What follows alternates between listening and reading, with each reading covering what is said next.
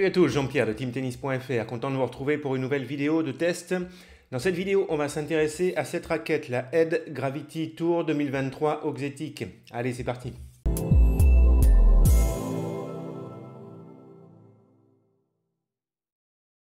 Allez, on y va. Donc sur cette Ed Gravity Tour, première fois que je teste cette raquette et vraiment c'est une bonne surprise. Je m'attendais à plus dur à jouer. C'est une raquette exigeante, mais je m'attendais à pire et vraiment j'ai eu des super sensations avec cette raquette. On va voir ça. La gamme Ed Gravity, c'est une gamme Ed qui est composée de raquettes avec une puissance plutôt réduite. Des raquettes globalement intéressantes pour le jeu moderne, puissant, lifté. Comme les autres Gravity de 2023, cette version de la Gravity Tour, elle comporte désormais la technologie Oxetic. C'est la nouveauté essentielle de cette version. Technologie qui optimise la déformation du cadre pour donner une réponse homogène même quand on décentre la balle. Par ailleurs, cette Gravity Tour elle est toujours dotée de la technologie Graphene 360+, déjà présente sur la version précédente. Technologie intéressante pour la stabilité, la puissance et le confort. On a un plan de cordage resserré de 18 par 20, profilé plutôt fin de 22 mm, rigidité base de 63.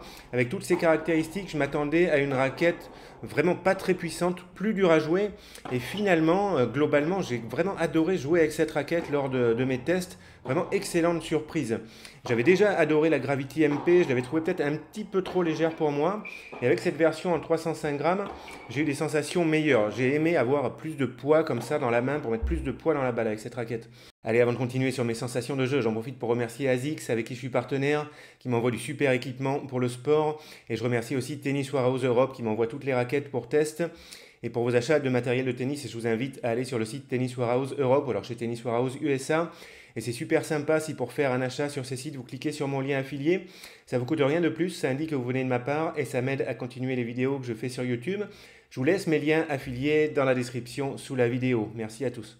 Allez, on enchaîne avec mes sensations de jeu. Je commence avec la puissance de cette raquette et je vous mets tout de suite à l'écran une comparaison en termes de puissance avec d'autres raquettes que vous avez peut-être déjà testées.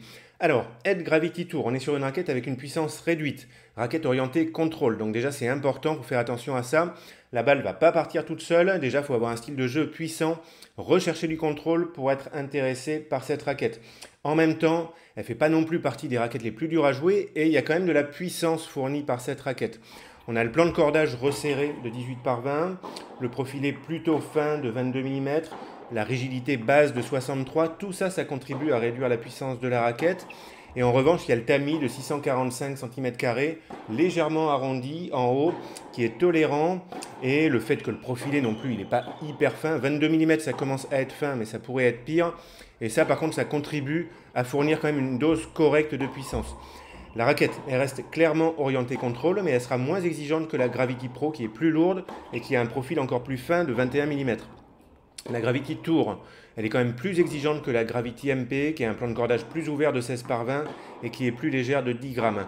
Bon, quand même, personnellement, je m'attendais à avoir moins de puissance, je m'attendais un petit peu à avoir une planche avec cette raquette, à cause surtout du cordage en 18 par 20, qui réduit en général pas mal la puissance.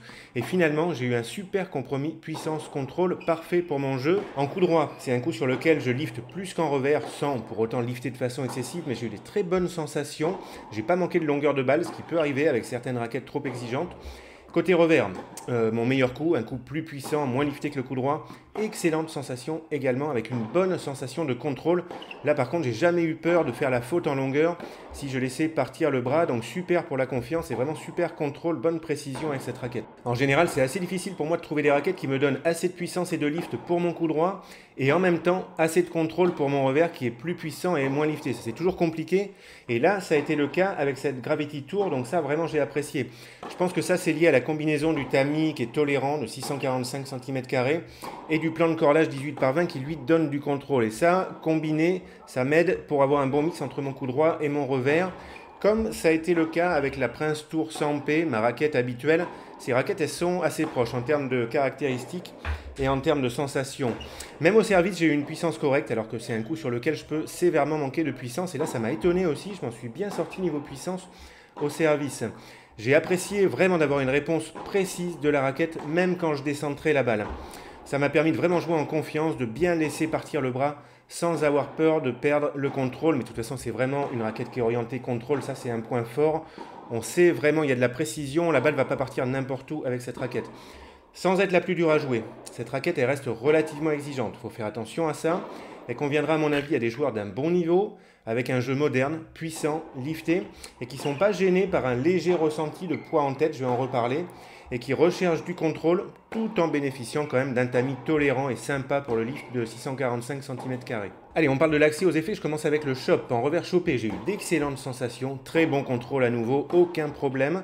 J'ai pu jouer ce coup vraiment de façon confiante, sans avoir peur de manquer de précision ou de contrôle. Côté lift, on a le plan de cordage resserré 18 par 20. Avec ça, je craignais de manquer de puissance et d'accès au lift. Finalement, ça a été très correct dans ces deux domaines. J'ai senti l'accès au lift légèrement moins marqué qu'avec la Head Gravity MP, qui a un cordage en 16 par 20. Mais si, finalement, j'ai pas trouvé la différence si grande que ça. Et pour mon jeu, qui a une dose de lift raisonnable, moi c'est pas non plus du lift extrême, j'ai vraiment eu des bonnes sensations. J'ai pas bataillé là pour essayer de mettre du lift. J'ai jamais eu l'impression d'être gêné par un manque d'accès au lift sur mon coup droit, de façon générale, qui est plus lifté que mon revers, sur balle basse pour les relever rapidement ou pour produire des balles hautes et liftées. Bon, moi je lifte pas beaucoup au service, alors là c'est pas un point fort, ce serait peut-être le coup où j'aurais le plus de difficultés avec cet effet. Donc globalement, accès au lift très correct avec cette raquette en même temps sans être extrême. Allez, ensuite concernant la maniabilité, là on a un équilibre situé à 32 cm raquette non cordée, ça correspond à un équilibre neutre qu'on trouve souvent sur des raquettes de ce poids, mais qui donne un léger ressenti de poids en tête. Je vous mets à l'écran d'autres raquettes qui ont le même poids et le même équilibre que la Gravity Tour, pour information. On a une sensation semblable en termes d'équilibre à celle de la Gravity MP, mais avec plus de poids, donc pour la Gravity Tour. Donc combiné au poids de 305 grammes non cordé, j'ai trouvé qu'on sentait bien le poids de la raquette, j'ai bien aimé, avec un léger ressenti de poids en tête. Il faut faire attention à ça. Attention si vous n'aimez pas ce genre de ressenti, et si vous préférez des raquettes vraiment légères en tête, là le ressenti il est léger, mais quand même il est présent. On sent qu'il y a du poids en tête, ça tire un petit peu sur le bras vers le bas là. Ça m'a pas gêné, on va dire, tant que j'étais bien en forme, j'ai bien aimé avoir cette sensation de poids, utile pour mettre du poids dans la balle, ça j'ai bien aimé. C'est juste devenu un petit peu plus gênant sur ma deuxième session de test, qui a duré plus longtemps que la première, j'ai joué 2 heures, et au bout d'1 heure et demie, je commençais à ressentir un petit peu le poids de la raquette, ça commençait un petit peu à fatiguer au niveau du bras. Donc il faut faire attention à ça, il faut quand même être bien en forme, avoir des gestes relativement amples, un bon relâchement, je pense, pour bien utiliser cette raquette et ne pas être gêné par le poids et par l'équilibre un petit peu en tête. Globalement, je m'en suis bien sorti avec mon geste de coup droit qui manque un peu d'amplitude. Vraiment, je bataille avec ça pour mettre plus d'amplitude, mais ce n'est pas toujours le cas. J'ai trouvé la maniabilité correcte, mais attention à ce ressenti de poids en tête. Je recommande d'avoir une bonne technique, amplitude de préparation moyenne ou grande, et bon relâchement pour manier la raquette et produire de la puissance sans difficulté. Pour finir, je vous mets quelques raquettes qui ont un poids identique à celle-ci, mais qui pourront donner une meilleure maniabilité parce qu'elles ont un équilibre un tout petit peu plus en manche. Allez, je termine avec le confort de jeu. Alors dans ce domaine, j'ai trouvé que c'était correct, mais il y a quand même un léger ressenti de vibration. J'ai trouvé un petit peu plus marqué quand on décentre. Rien de très gênant. Moi, j'ai eu des super sensations. J'ai adoré jouer avec cette raquette.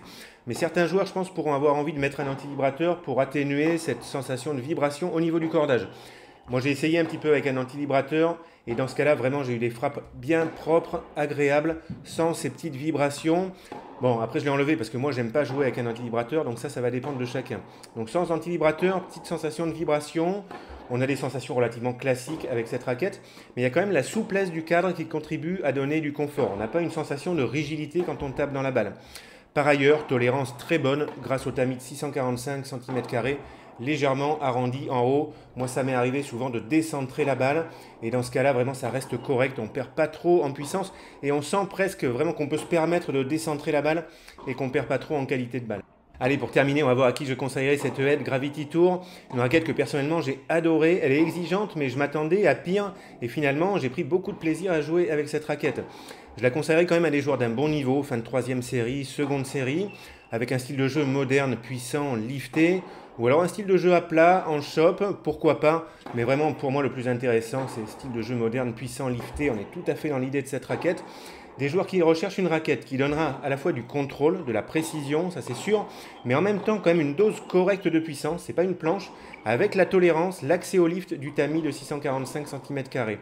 Des joueurs qui veulent un bon accès au lift, sans être extrême, des joueurs avec une technique gestuelle plutôt ample et relâchée pour faire avancer la balle sans s'épuiser quand même, des joueurs qui peuvent jouer avec une raquette un peu lourde et qui aiment avoir un léger ressenti de poids en tête, il faut faire attention à ça, pour avoir de la stabilité et mettre du poids dans la balle. Des joueurs qui veulent une raquette avec un confort correct, il y a ces petites vibrations, là des sensations classiques on va dire, et une légère sensation de souplesse à l'impact parce que la raquette est souple. et des joueurs enfin qui apprécient la Gravity MP et qui veulent des sensations proches mais avec une raquette plus lourde. Allez les amis, je m'arrête là pour ce test. Merci d'avoir regardé la vidéo. N'hésitez pas à me poser des questions en commentaire. Je vous dis excellent tennis à tous et puis on se retrouve bientôt dans une autre vidéo. Allez, salut à tous!